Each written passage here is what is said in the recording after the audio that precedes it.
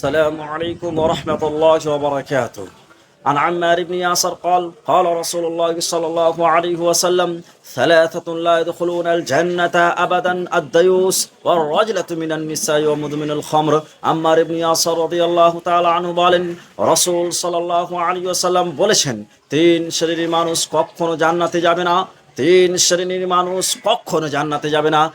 এক, যেই ব্যক্তি নিজের বাড়িতে বেহায়াপনার সুযোগ দেয়, যার স্ত্রী যার মেয়ে বাইরে বেপর্দায় ঘুরে বেড়ায় কিন্তু তাকে কোনো আসে যায় না, সেই কাপুরুষ কখনো জান্নাতে যেতে পারে না।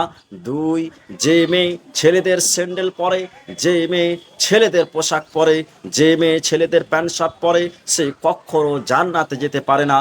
তিন, যে ব্যক্তি নিয়মিত নিষেধাদ্রব্য পান করে, যে ব্যক্তি নিয়মিত নিষেধাদ্রব্য পান করে সেই ব্যক্তি কখনো জান্নাতে যাবে না, কখনো জান্নাতে যাবে না। আসসালামু আলাইকুম ওয়া রাহমাতুল্লাহ।